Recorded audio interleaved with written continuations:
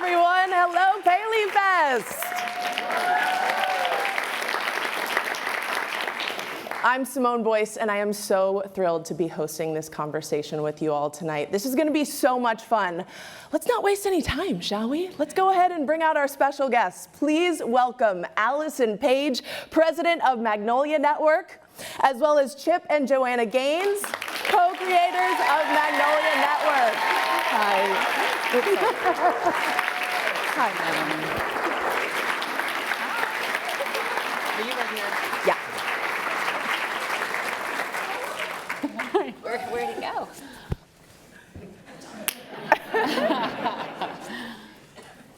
Hi. Welcome, welcome. Welcome to New York, y'all. Yes, we love New York. This is a special city for you two, right? I know that this is a place that you've come to celebrate anniversaries. Yep, I lived here in 2000, had an internship at CBS with Dan Rather, 48 Hours. Casual. But that's kind of where everything started for me as far as like my dream of other things. I'll get to that later. But then we got married and we came back here for a honeymoon.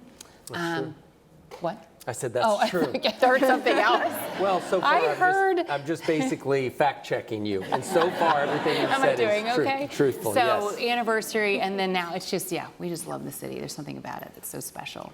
Well, it's fitting that we are doing this here, a city that's so celebratory for both of you, because we've got a lot to celebrate tonight. 20 plus years of Magnolia, 10 years of Fixer Upper. I cannot believe it's been that long. And we're going to talk about, it's so hard to believe. We're going to talk about where we are today with Magnolia Network. But first, I want to go back to the beginning, get a little nostalgic. So Magnolia is so expansive now, right? You've got a TV network, a shopping district, a magazine, product lines, but it all started as a little shop on Bosque in Waco, Texas. What was the dream when you opened the very first Magnolia store? I mean, the very first one. Yeah. As if it was like this planned empire. Right. We saw this little tiny building that we could afford. Yeah. And Joe, it's been interesting with us because I've always been sort of, even in the early days, like just this big personality, and Joe's a little bit more introverted, and so I was always out in front, and she was always sort of this quieter, support role, if you will. But everything that has been important in our life, sincerely, has been initiated by Joe.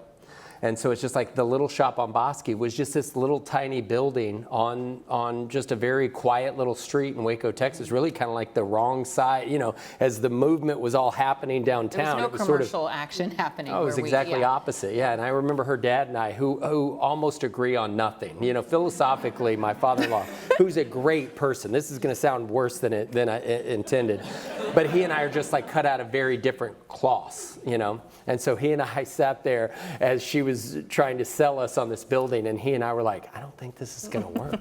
This is a terrible idea, Yeah. But instead, it turned out to be this beautiful little shop. Joe poured her heart and soul into that early. We had babies, literally, they called them shop babies. They would hold these precious little babies. They all smelled like potpourri, until Candles. they were 2 or 3 years I wasn't selling old. potpourri, but candles, which yes. But pick up from there, But I think that's why New York is so special is when I lived here for my internship, you come to a really big city from a small town, and for me, I felt very lonely. I didn't know anyone here, and it just feels like isolating almost because it's so big. And I would have thought I was going to meet so many people, but it was in fact quite the opposite. So on the weekends, I would go to these little boutiques because I felt like for whatever reason, when I'd step into those shops that were just small business, I walked in and I felt at home. I loved the intention they poured into those spaces. And so that's what I would do every weekend, is go into these stores and just try to find something that smelled good. The music was playing. I just felt home. And I remember when I moved back, that was just a dream. Like, I came to New York for broadcast journalism, but I left with this dream in my heart to create a space that when people stepped in, they too felt like home. So that was really the original intent of Magnolia. Same intent now, but I think just seeing back then, it's like those were the best days, just that little shop where... And just you and I against this little shop. 5 customers a day. Completely renovated. Yes. We had no kids. Yeah. So it was like this really interesting way to start a marriage because we were just newlyweds, but we both had this assignment, this idea to tackle this little business that Jo had in her heart, and it was really special. Well, you have created this sense of home for millions of viewers because when I think of Magnolia, I think of it as a lifestyle brand with a heartbeat. It's kind of this like living, breathing thing that keeps iterating and evolving because of all of you. And I think in life, there are certain moments that make us, right? Like we can look back and say, oh, that was the moment that like made me into who I am. I'm curious if we were to turn that question on Magnolia as a brand. What do you think was the moment that made Magnolia? I love that question. Dang, girl. I think one thing, and you may have a different answer. I think the first thing that comes to mind was just for me personally. I was designing homes. I was also trying to still do the small business on the side. But I remember when I started designing, I was just designing a space to design it.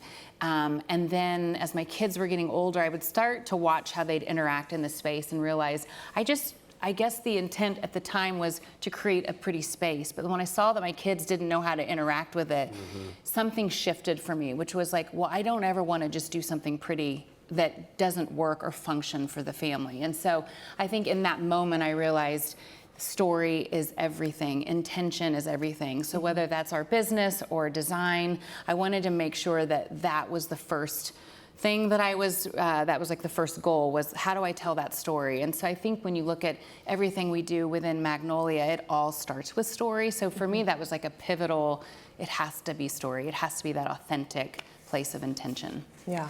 Allison, I'm coming for you, okay? All right, get her. Don't think I forgot about you. Okay, let's talk about Fixer Upper. We're here celebrating 10 years. Fixer Upper really took on a life of its own, right? And it brought you both millions of fans. How do you think the success of Fixer Upper influenced the direction of Magnolia Network? And Allison, I'd love for you to weigh in on this too. We have to go first. I'll say just from our lives perspective, Fixer Upper changed everything. Yeah. I mean, we were a very small business in a very small town. If you've been to Waco, it's not that small. I mean, there's small towns, and Waco's kind of a mid-sized town in fairness. But, in comparison to New York City, in comparison to the big cities, Waco's a small town. And so when Fixer Upper really, and it didn't happen overnight. It's sort of like the first season picked up a little steam, and then the second season seemed to really wake everybody up. I think the network, she was at HGTV at the time. HGTV really kind of noticed what was happening from our perspective. Our little community started noticing that people were coming to town just to hear more about this thing that they're watching on television called Fixer Upper. And so just to quickly speak from Jo and I's perspective, it just changed everything. It was like being drafted by the New York Yankees or I don't know, some other equivalent to where it's just like when that call happens, I mean, you see these kids get these phone calls and here's this thing and we want you to come play for this team. And it's almost like we can do that. We're capable. And I think it opened Jo and I's eyes up to some of the things that she's describing that she saw here in the big city in the sense that we can do it. We can do it. And we can do it in Waco, Texas, which is really almost like have a bone to pick with our legendary Frank Sinatra, because he says if you can make it in New York City, you can make it anywhere. I'm convinced that if you can make it in Waco, Texas, you can make it anywhere. But how do you think Fixer Upper influenced the network and those kind of things? I think you caught me off guard in the sense of I don't think, as strange as this sounds, because of course Fixer Upper had everything to do with it, but the network didn't begin with a dream of Fixer. The network began with a dream of telling a larger, more nuanced, complete story of Magnolia and who they are and what's in their heart and the stories of other people. So we began it not thinking there would be more Fixer Upper. It began without them even being on camera. And then one day Chip called and was like, you think it's okay? I kind of miss it. Maybe we should do it again. And I was like, oh my God. Like think about it before we call David. Act normal. Well, just please think about it for 24 hours. Because if that's real, then that's going to be insane. Totally. But I think I think for you guys to be so deeply and best known for this amazing, wonderful thing that in some ways encompasses all of who you are, but in some ways is only one blade of grass. And So I think we were trying to show a field. Amen. Well, I think you've done such an amazing job of showing all your passions and dimensions through the other shows that you have on Magnolia Network. Allison, when you launched the network, what were the areas of programming that felt really important to prioritize from the get-go? We talked in some ways more about like words that were kind of the heart of the brand, and that there was almost an intent not to do home, food, lifestyle, relationships, these sort of generic terms. And I think for those of us that worked in the network, we found the magazine really inspiring because it was so much bigger and finding, and I mean, from the beginning, they're not talent, they're storytellers. And so we had to all practice because you just get used to the language you grow up in and you're taught, and someone who hosts a show is talent. But it was like, that didn't encompass who they were and who we were. And so that felt special and different, and still does. Something that is so special and different about Magnolia Network is the look and feel of the shows. It feels more like you're picking up your magazine, Magnolia Journal, than it does, a TV show, because you've really taken these steps to recreate that consumer experience through the pacing and the look and feel of it. How did you do that exactly? Can you walk us through how you brought that same sentiment from the page to the screen? I think we really tried to put ourselves in like with the magazine. I remember it was, okay, if they're going to be holding this and sitting in a corner of the room with a cup of coffee, I want it to feel right. I want the pages to be thicker. And I remember we went back and forth because that means it's more expensive, but I was like, I want them to have an experience. They're spending time with us, and I want them to feel that.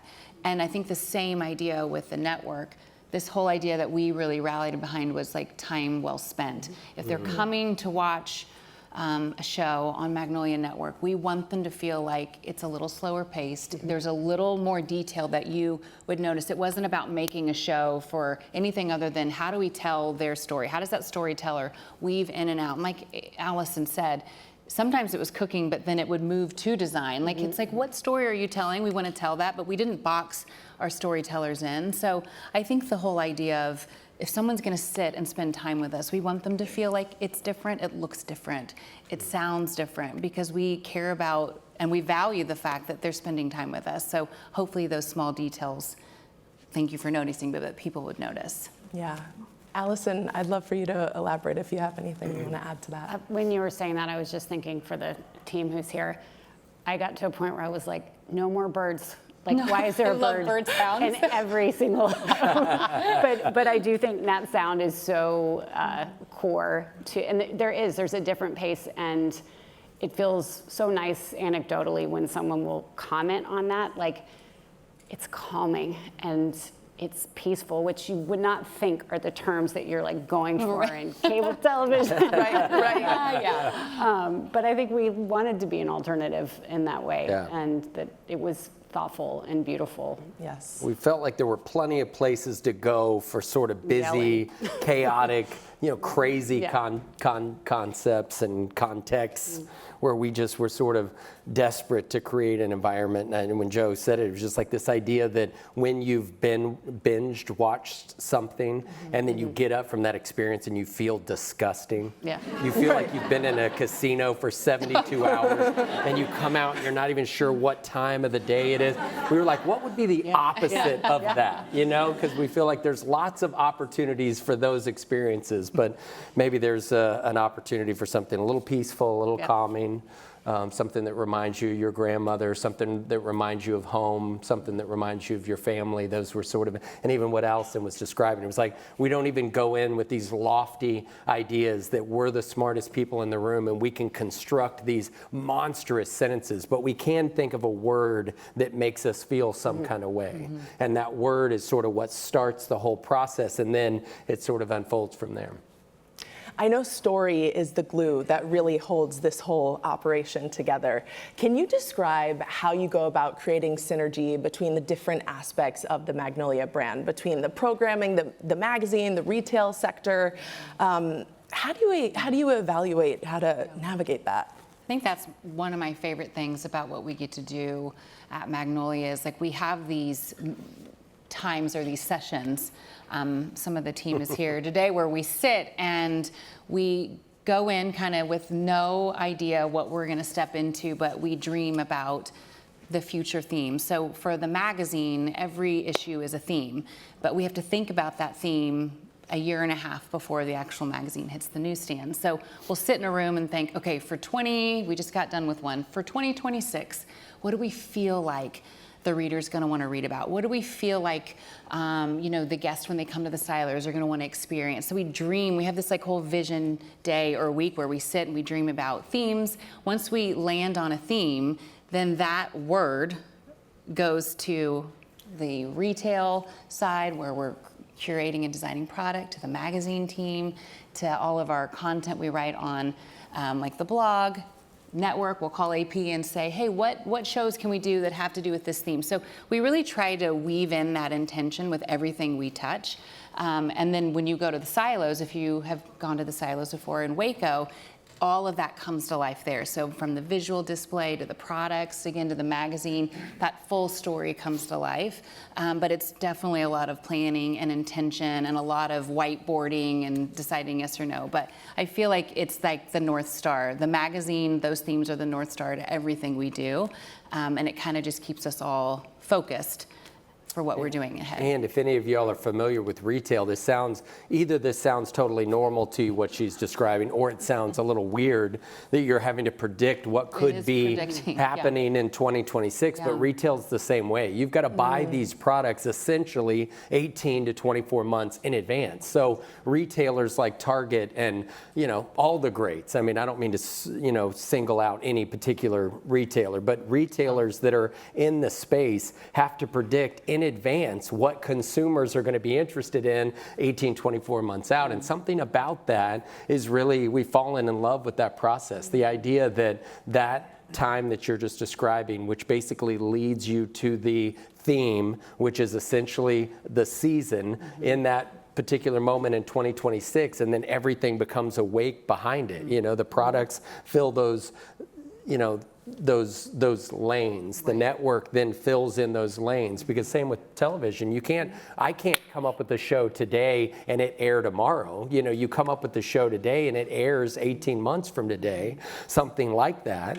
And so when you think about some of these concepts, when you think about it, I mean, people are out designing the future for all of us. And I guess, to be frank, we just want to be part of that discussion. We want to be part of predicting what 26 might look like for all of us.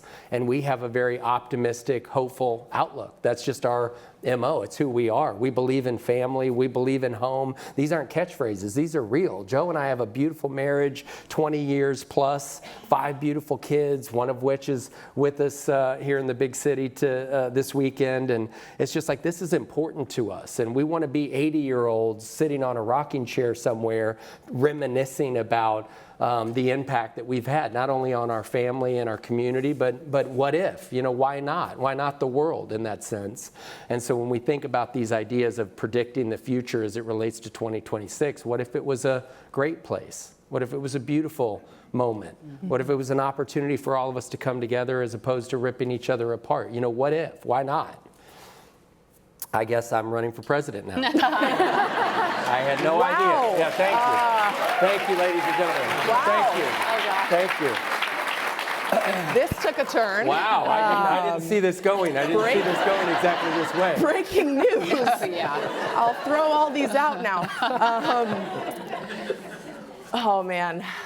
Well, I love what you're saying, Chip, because I think we're all looking for more of that, right? We're all looking for more connection and in an authentic way. And I can tell you, as a mom of 2 little boys, I am looking for shows that I can watch with them. Totally, yeah. And that we can watch as a family. And I know that that's a huge part of this next iteration of Magnolia Network. So I want to get into that now.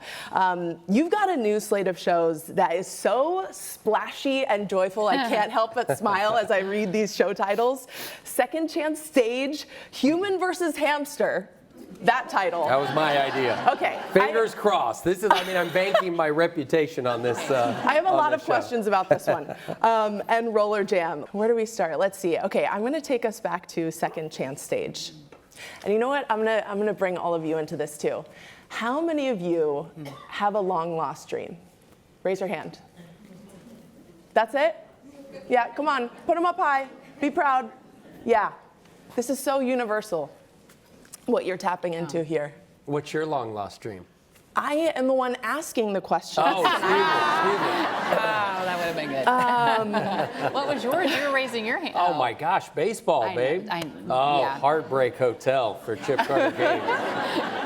Golly, Mama, anybody else feel that? I mean, something that you've wanted so badly, you can taste it, and then something happens, and you've got to get a regular job and sort of start this like normal life, but you saw it totally playing out totally different. That's why I think this connects so much with so many people. Excuse me. No. Enough about me. It's all about you. I want to hear more. But what's your why here? Like, why was this a fit for your network? Why was this an important move for you? You know, just hearing. Tell her a little bit about us being in that room and there being 100 versions of these shows, and we gathered together with the really small team, plus obviously network. I'm sorry, what's happening? No, you're saying when we were deciding to pick this show, I Yeah, was thinking, just think about how it then whittled down to just these several shows that we had the opportunity to do. I think especially with this one, it was interesting to hear people's stories and not be so moved about this was their dream, but then real life happens. And I mean, we all understand that. That's life. But then in some ways it's like, oh, if we can unearth that dream in some way and be a place where they can come alive with that dream or reawaken it, it felt like an honor for us. But to hear their stories, I thought you were talking about right before, we went to one of the filming that's like in the beginning and seeing all of them before they went on stage and hearing their story with tears in their eyes. So we went to Kansas City basically as this was all playing out. I felt like it was just so special. Again, we care about story, we care about people. And so to highlight so many different people and their stories, I just feel like that's what brings people together, is that the more unique, the more interesting, like all of that, it just makes us smile and to just root for people. And I feel like that's really the show. We believe in second chances. And so I feel like this was something that was a no-brainer for us because we got to highlight people and their stories and their dreams. And then hopefully as people watch this, they too are inspired to dust off that dream again and go for it in whatever way they want to go for it. Allison, these shows that we just watched, it feels like it's representative of a new era for the network. How would you describe this next era? I'd say that, well, I'd start with, I think they get bored easily. And what I mean by that is like doing the same thing, I don't think is as interesting. Well, I can do the same She's the thing the rest of worst. my life. She's I'm a the robot. worst. Yeah, it's Chip. I am, I am, Thank you for I am steady making us Eddie. both I'm the sound same interesting. today, Yeah. yesterday, the day before. If I could just do the same 9-to-5 job and just punch a clock No. somewhere, Yeah, right. I would just be totally happy. But this one, That's she's not true. She's a freak. Every day she wakes up, just wants a new thing. Oh, you wish. Oh, no? It's the other way But around? I think they like doing the unexpected. And I love watching these together, so thank you for whoever decided that, because I think you could look at them and be like, what do these have to do with each other? And what do these have to do with Fixer Upper? And what do these have to do with home design? And I look at them and I think, who launches a cable network in 2021? Who takes a Not smart network-based... people, I'll tell you that. No, don't say that. Who takes a brand that I think people would define in this way and blow it out? But it was an opportunity to say, like, how do we keep growing and keep evolving, and let's do the best of what we're doing and keep doing that, but then what more can we do?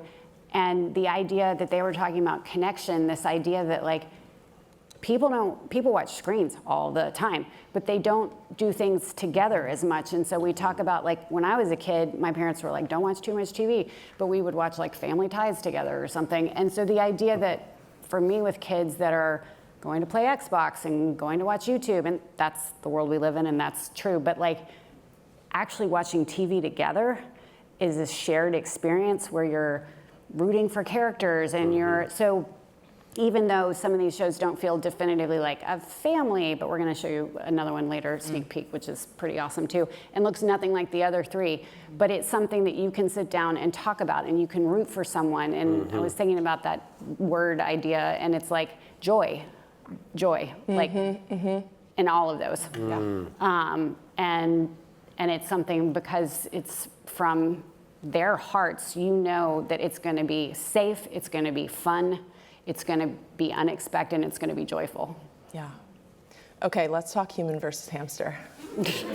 I have so many questions about this one. I love it. I love it so much. So funny. Chip? You had to have been there when we saw the set for just the hamster part of the equation. Oh, no? Is this a secret? Yeah. Okay, Just- well then no, never it's not a mind. secret, Yet it's to just- be determined, I guess. Yep. We'll just forget that ever happened. Chip, I take it you were pretty Not a big hands-on? place. You were pretty I'm hands-on kidding. with this Oh. one, Chip? Well, There were like Something- 50 humans, but only a very small. Is this a secret? it's just I it's guess production. I guess when the humans chase the hamsters, you expect them to be dumb enough to think that the hamsters are actually running They in like are. a football They field. are really running. Everything is real. Hamsters can't go over country lines. You can't take them into other countries. We had some filming in Canada. So they're, So yeah, Okay. we're just getting into the nitty Okay, gritty. I see. So Yeah. this is a secret. Take me back to the beginning. Thank they are thank God there's no media here at this event. Thank God. Boy, Thank God wouldn't we this all is be not in a a world center of for trouble? media. Take me back to Little the beginning. hamsters. Were you visited by a hamster in a dream? How did this idea come to you? How did the hamster thing? I think I was watching Jason Kelsey and Travis Kelsey, and somehow maybe Kelsey at the time ripped off his shirt at some big football event or something after he had retired. Is everybody familiar with what I'm referring to? Well, all right. And I just thought, you know what would be funny? Humans versus hamsters.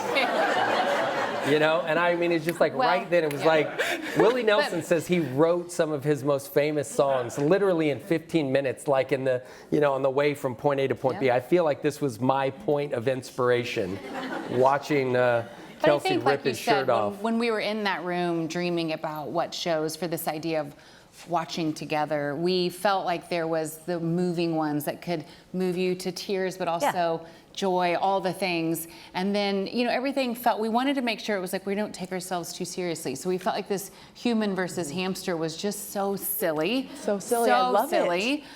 Crew is obsessed with Oh, it. 100%. So And it is I let incredible. him screen it just to see, like, how would a kid react to watching this? I Yes. mean, eyes glued. He was very, you know, he was rooting for the hamsters. But as you watch these little things, they are like incredibly they're athletic. Very smart too. So Yeah. they're athletic and smart. So they give humans a run for their money. Stay tuned. You know, this reminds me of a conversation that I had with my 3-year-old the other day. Every now and then I try to check in and I ask my kids, how am I doing as a mom? Like, what could I be doing differently? And Oh, so dangerous though, it is right? dangerous. It is dangerous. My 3-year-old goes to me, well, you could be more playful. And that, I don't know why that piece of feedback more than anything else, Wow. like, was a dagger to my heart. Like, maybe I've lost sight of how to play, you know? And I started thinking about how all of us as adults, we kind of lose touch with that inner child and that ability to play. But you're bringing play back. You're bringing play back with these shows. What is the value of watching together? Talk to me about that. I think, like AP said, I feel like just the way people consume now and watch, it's very different depending on what age you are. It's all different ways to do it. And I think we miss the days where we would sit around the television at 7 o'clock all together, all talking about the same thing once it was over, then going the next day. You know, there was something about that it brings people together, and you're doing it in the same room. You're having that moment, whether it's TV or a game, whatever it is. It's just, how do you celebrate and help people connect better? In the home, I feel like we have teenage kids. And so for us, whether that's around the table and we're eating, game night, whatever that is, I think just fostering that and being intentional about it was something that we cared about. We felt like there was this space where we could create unexpected, fun, joyful content that would hopefully bring families and friends together to just watch some lighthearted stuff that just felt like hope and beauty, but also a lot of fun. Are you all feeling more playful now that you've made a show called Human versus Well, I mean, Hamster? it's the story of his life. He's just the most fun guy in the room. I wish I were hairier. I'm just We're just saying. gonna clip that one That's bite. it. I That's wish it. I were hairier. That's a good one. Okay, let's talk about Roller Jam next. Speaking of play and joy. Yeah. It's so cool because this is the first roller skating competition show. What surprised and delighted you about being the first in this space? Like, was that freeing creatively? Yeah, I think we were so surprised. So fun. Yeah. And surprised that as we were contemplating it, other people were sort of contemplating similar ideas. And in that way, it's sort of cool that you know that it's like, interesting. People are interested, yeah. Joe got into this, it seems like a year or two back, I think I would remember when I was little, when I felt the most free, I was roller skating. And as I was trying to tap into that, as I've gotten older, I'm like, how do I bring more fun in my life? I can be very serious, I can be very systematic, all the things. Like just like Chip said, I just, you know, I can have the same schedule every day and be very happy. But I was trying to figure out how do I go back to that spontaneous little girl that I know I really am. I just got older and more mature and more responsible. And I just had this picture of roller skates. So a few years back, I got some roller skates for Christmas. And there's something about being on skates, that's terrifying because now I'm at the age where I could actually break a hip. Dangerous. But also when I'm skating, I feel, again, like that 6-year-old. And it brings this freedom, this joy. And so watching Roller Jam come together. we found there was an entire community. So many people who do this. Like this is their community. This is their passion. And so watching that in that space, it was just like you see the freedom, the joy on these teams' faces, and it was truly a dream come true. My dream, though, next time would be that I can try to skate a little, not compete, but just be out there, show off a little bit. Just like, not on camera, but I want to skate with them because, I don't know, just watching them do their thing is like, again, you're just proud of people who go for their passion. Pretty freeing. Yeah. I loved it. Allison, this being the first of its kind, what was the first step that you took creatively? Like, what was the first part of the process?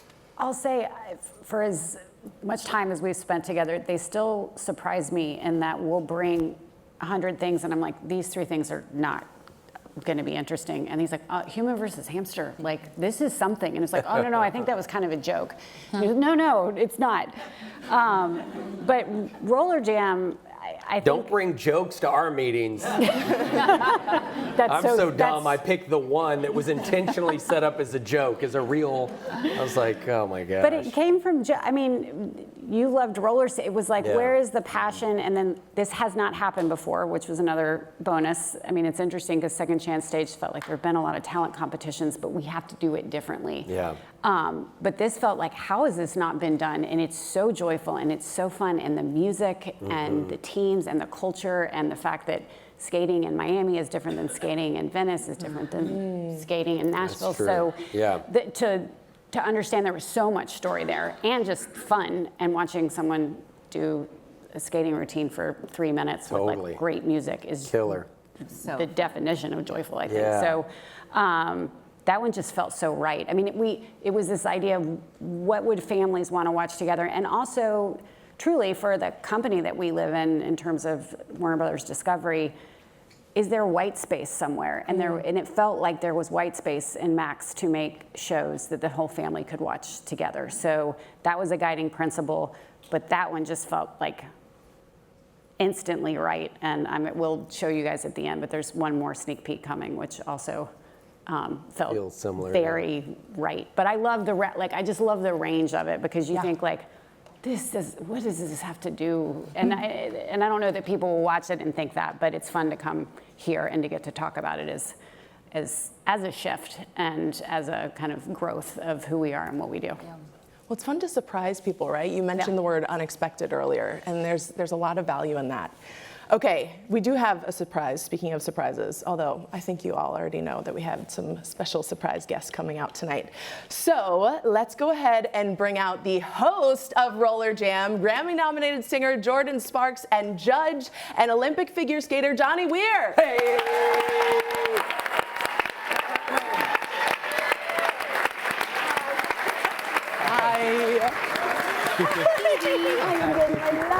Yay. Are you sweating through yet? No, I'm sweating. I was waiting for you to properly sweat. Hello. Good evening, everyone. Right of us. How about those hamsters, huh? We were just talking about doing the same thing with pandas or wombats backstage. I love it. Okay, Jordin. Yes. I'm going to start with you. Okay. You know, there have been so many iconic Hollywood roller divas. I'm thinking like Cher, I'm thinking Diana Ross. Yes. Who were you channeling as the host of Roller Jam? Ooh, channeling. I think it depended on the decade, to be honest, because we got to skate through the decades, which was really fun. Honestly, this was the most fun job I've ever had. I got to play dress up every day. So I kind of was channeling myself and Johnny here, actually. Yes. That's always a good idea to channel Johnny, by the way. Come on. Johnny, tell me why Roller Jam was a yes for you. Chip and Joanna Gaines. And Yes. I love a niche world that touches us, and that's something that I so appreciate in what you guys have done. I mean, your voices are my background voice every day, and when you travel a lot for work, it's like you become family with the people that you listen to, the shows you watch when you're coming down in the evening after a long day of work, and you really have brought home renovation and being so proud of your space to so many people that wouldn't have paid attention to it before. And that's a niche world that touches all of us. And roller skating is the same. Whenever I tell people that I'm a figure skater or they recognize me, they're like, I've never tried it on the ice, but you know what, I've roller skated. And I think we all feel such a connection to roller skating that it was wonderful to actually open up that world and open up that niche for people. So you may think you know roller skating, and then you watch what we have on Roller Jam, and you realize you know nothing. It's a culture, it is a vibe, it's a thing, it's the music, it's the performance, and it's tremendous. And just being able to open up that world is really, aside from them, is what got me into it. Jordin, what did you learn about this world being part of it? I learned that I can still stand up on a pair of skates. So I got that. But it's been really fascinating for me because I love being around people. Similarly to like how it's a niche world, I love being around people who are just really passionate at what they do, just like you guys are. And it's just so beautiful to be in those spaces because it's really inspiring as well. I cannot do what they're doing on the floor, much less on wheels. So it's really amazing to see their heart, to see their passion for it, and also to be bringing something that is so culturally relevant and also generationally relevant to the screen. It's taking them outside of their comfort zone a little bit, and so they have to kind of navigate how to bring that excitement and that like, how am I gonna grip the audience when you put them in front of cameras and judges and TV and lights? It's a whole different world. So it was really fun to watch them go through that. It was fun to be on the other side of the judges table. Well, yeah. I was so happy to not be the one being judged. But it was really, really beautiful to be a part of, and it was fun, honestly. Like, we had the best time every single day, we were just cracking so many jokes on the other side of that door, and that's what we were doing all day long. And I think because we had such a lightness about us as well, it helped take some of the pressure off the contestants too. She let me sing with her. Oh, how was that? That is Intimidating? kind of a strong I'm word. a last. I forced it to happen. I'm a last place finisher on The Masked Singer. So for me, it was a great joy. And actually, Michelle Williams was a guest judge for our 2000s episode, and she's actually who I was head-to-head with and took me out of the contest. So you had a bone to pick there. I really did. I just wanted to sit there and stare daggers in the side of her head. Joanna got the best of me when she came to visit us on It sets, was and so Michelle the whole did. time I Oh was my trying God. to not have a laugh attack because of what Johnny was saying to me, but we And had y'all fun. didn't get the fortune, but we got to see all the sets of the shows that we've shown so far tonight, and it really the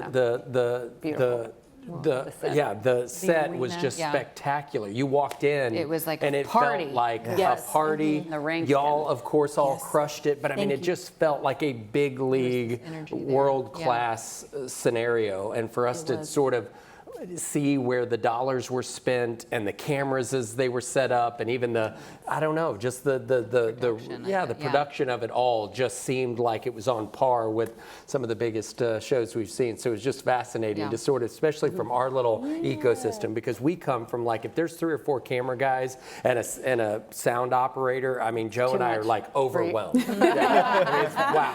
If there was You walked only a out lot onto there. that Yes. set, It was and I so mean, it much. felt like you were on Survivor or something Yeah. like this. No, I audibly gasped when I walked in the Yeah, first I time. felt that. I Yeah. just didn't, I honestly didn't know what to expect. I kind of had seen the renderings, but I just didn't know what it was going to look like. Yeah. And I remember walking and going, I literally just stepped into like one of the nicest roller rinks I've ever been to. It was beautiful. The colors, like, the budget went in all the right places. All the right places. And then something that I thought was really cool, because you can't see it watching from home, but I have never seen this before.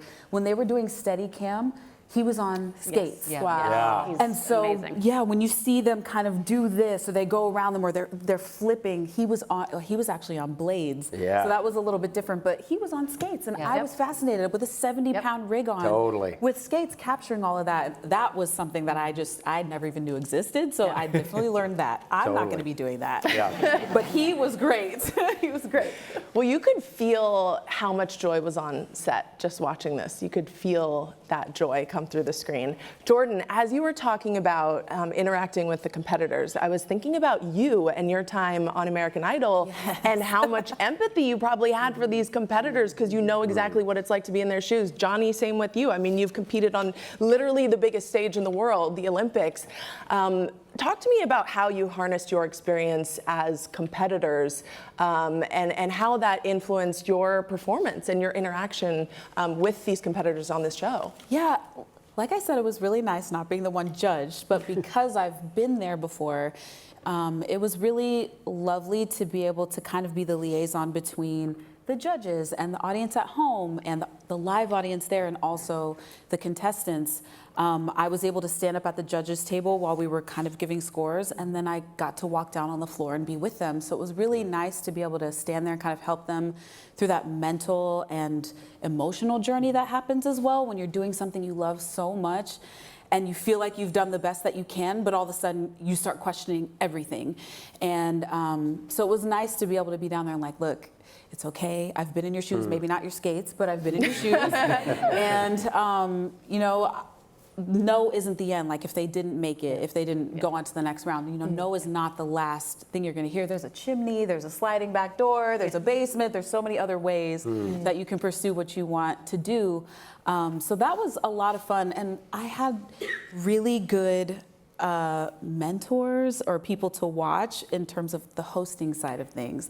So I watched the hardest working man in business, Ryan Seacrest, and I was like, that looks fun. I think I could do that. Can I do that? I could do that. You were such a natural. You were a When we came natural. in, we were like, we're never going to get her again because she is so good. She will never have another free day. Like, I just think that role. You were incredible. I'm serious. I think that role so suits you. It was like you were breathing. Like, that's how you host. Thank you so much. That was really kind. I have a song that talks about breathing, I got a song that talks about breathing. Yep. But yeah, it was really, really fun, and I loved it. So watching Ryan, I took in how he was doing everything, and then Dancing with the Stars, watching Alfonso. And so I'm kind of one of those people that I absorb no matter where I'm at. I love to learn, and I love knowledge. So I'm like looking at all this too. I'm like, okay, so we're in this nice little, okay, I like it. She's hanging lights. I'm absorbing, in her yes. house I'm like, as we're what talking. do we do? But it really, I'm just so grateful for the opportunity. Thank you guys so much for giving us that call, because I was like, I can do this. You give this to me, I can do this. So And I'm you really did it. grateful that you believed in me. I really, really appreciate that. And I have a new friend for life now. Yeah. That's the thing about our set. It was just, it was filled with love. It was all about celebrating the talent that we had the privilege of witnessing. I mean, coming from, I've tried every competition show that there is on television. The Masked Singer, Dancing with the Stars. The only thing I've ever won is Lip Sync Battle. So, yay. Yay, I won one. But coming from a very harsh world of judgment, I mean, I've been judged hard since I'm like 12 years old. Coming from that background and being at the heights of the Olympic Games, the biggest event in the world, you definitely get a bit jaded when it comes to judging, and you learn a lot about what criticism and being treated harshly feels like. And as a judge, I wanted to make sure that I was celebratory of all the people that were willing to put their life's work and their sweat and their tears out there for all of you to see, because not every performer gets the opportunity to really be celebrated, even if they aren't the winner of a contest. So as a judge, that's what I was all about. Our other judge, Terrell Ferguson, he was the mean one. He's the signer on our show. He wasn't sassy pants. Sassy Oh, pants, God. I had to referee between them all day. Okay, stop. But no, Johnny, he makes a really good point. We really wanted to make sure that they felt encouraged, that they felt welcome, that they felt at home with us. Yeah. Because sometimes it's not necessarily like that on a show in any way that you can experience a show. So it starts with you guys from the top down, and we just had a blast. We can't wait for seasons 2 through 25. Let's Yeah. go. Yes. 25. And on that note, don't forget to watch Roller Jam Thursdays on Max. Let's give a big thank you to Jordin and Johnny for joining us. Thank you. Thank you Let's so go. much. Yeah. Thank you. And congratulations. I love you guys. Well done.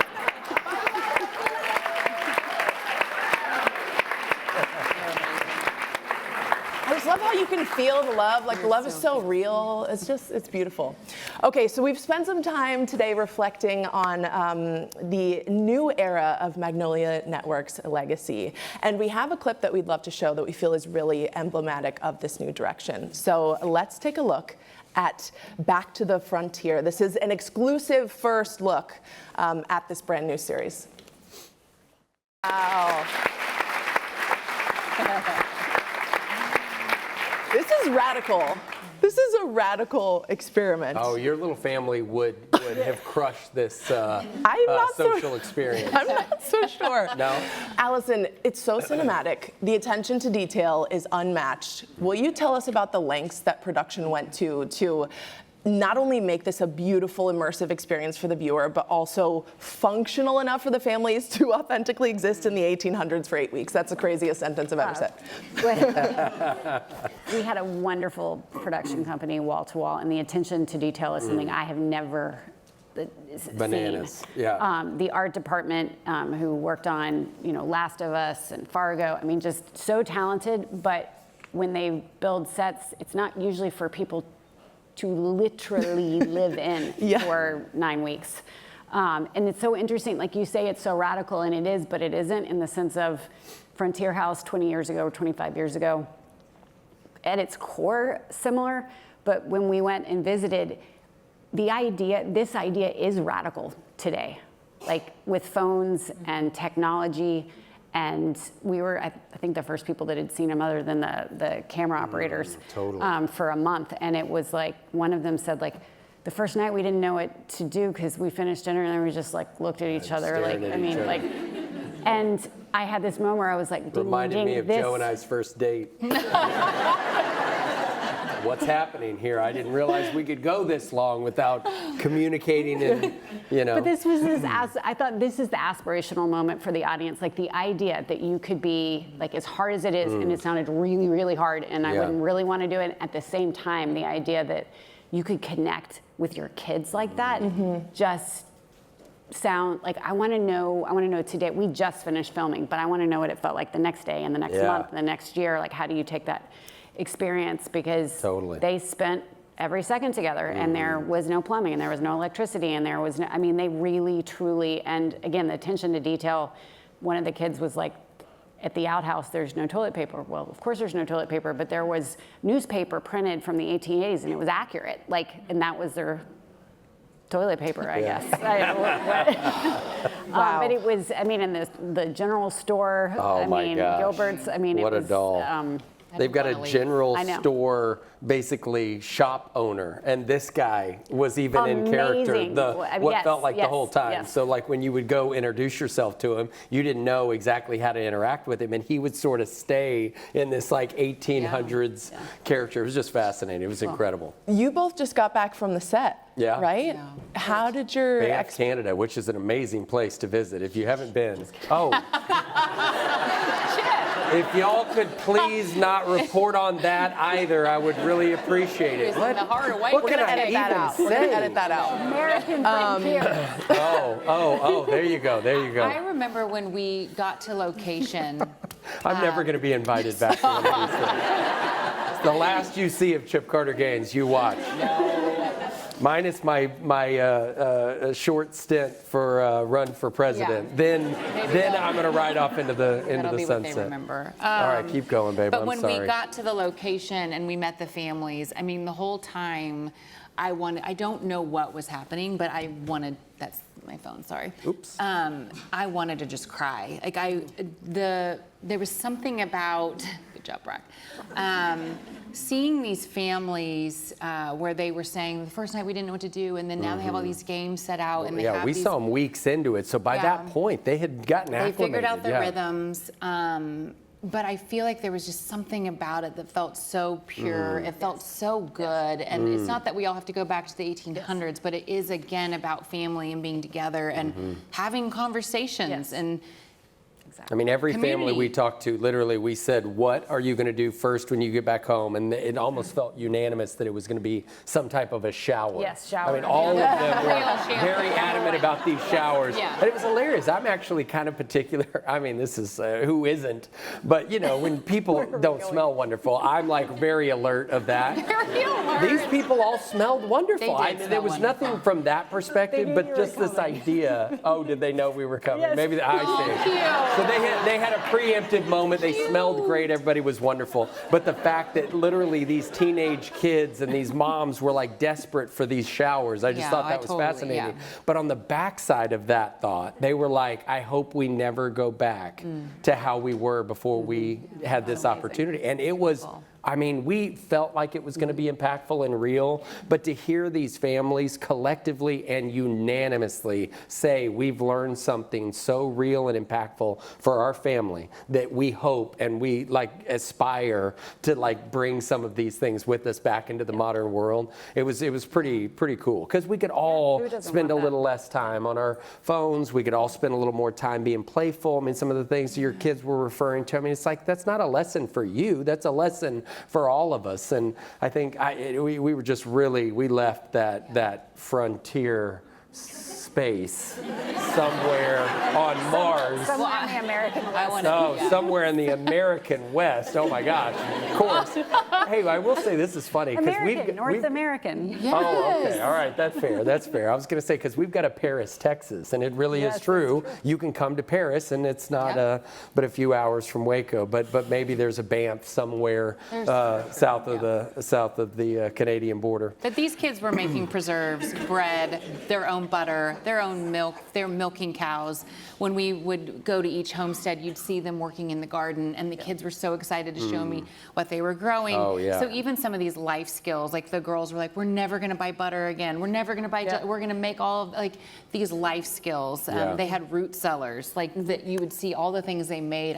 There was something about them working with their hands, figuring these things out. We were so proud of them. They would work all week or some period of time, and then they would take this little bit of money that they had earned, and they'd go to this little general store, and to see these prices, to Allison's point, so specifically and accurately placed as if it were 1880. I mean, this little thing for 5 cents and this little dozen of gizmos for 5 or 15 cents. I mean, it was amazing how hard they had to work, I guess, was the takeaway, and then how little or much they were able to buy. But in those little moments, those little pieces of candy, I remember one of the families basically had saved up for this bottle of wine that they were going to have this incredible dinner that Mama evening. really needed some wine. She kind of said something like that. The guy was going to steal it for her if they weren't going to. Oh, that's true. You need wine. Yeah, but to see some of those things play out and how simple those little takeaways were, but it just felt like it just meant so much to those families because they realized how much work went into that experience for them. So I'm curious, if you three had to be part of this experiment, what do you think the most challenging part of it would be for you? Well, they say like in the middle of the night you have to go to the bathroom. Oh, yeah, you have to that go sounded outside, awful. and there are mountain lions and there are bears, and I wouldn't do that part. I would just Just figure hold it it. out somewhere inside. So to me, it's the elements that you can't control that would scare the crap out of me. But everything else, I think, would be so fun. It's just something about that outhouse. And I'm probably not allowed to say this either, but I'm going to go for it because I'm just going to go bananas. But Joe and I were on a trip with the kids, but maybe a few months back, and we went on a guided hike to this beautiful waterfall. This is actually, this I can say. Okay. But only from your perspective. Joe's going to be the one that really lays down the law on this one.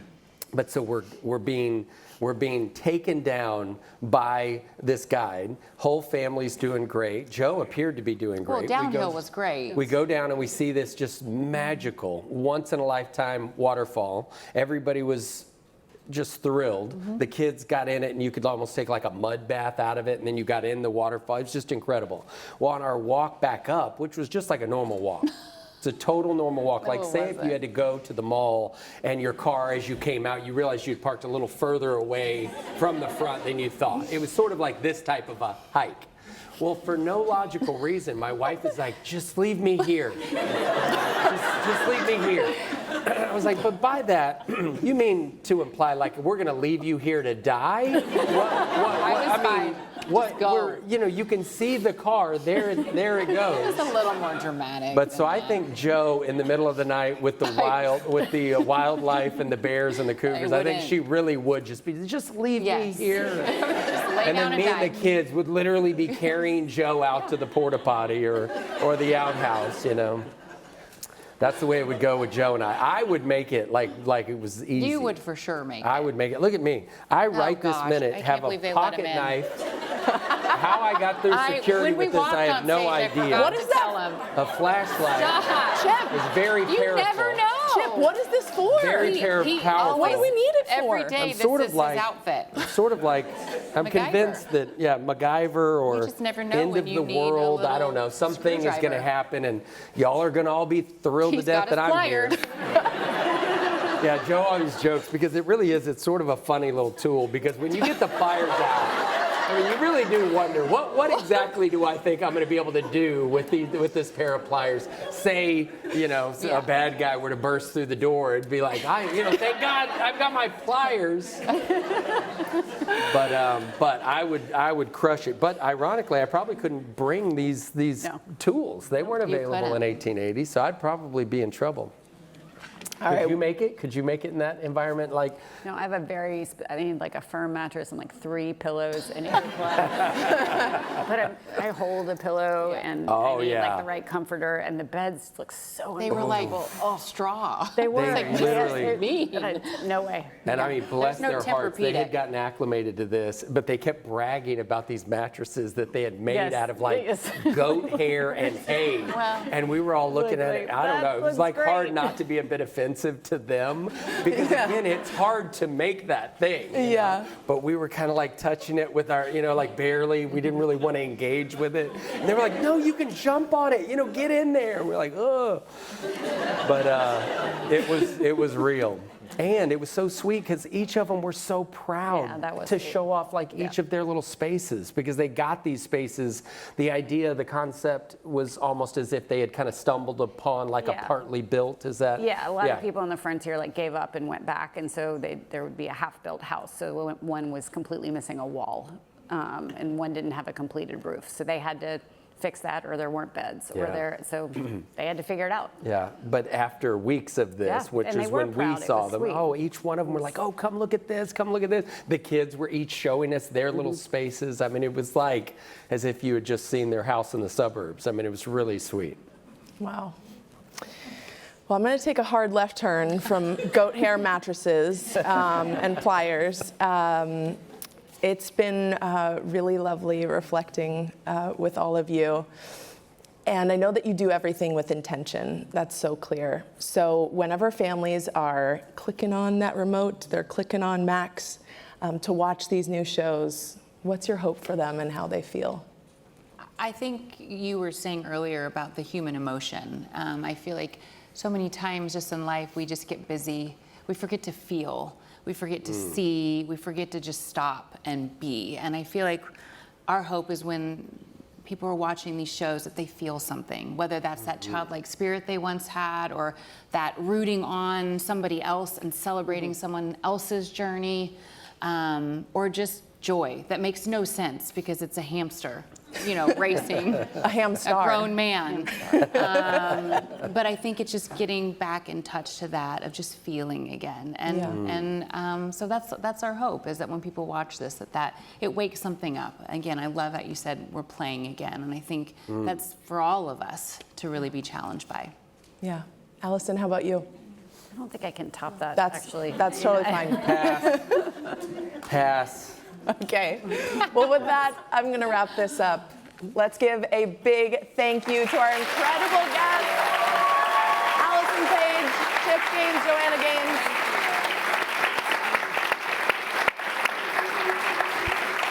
Thank you so much, everyone. And look out for these shows streaming on Max. Thank you all for you. being Thank you for here. coming.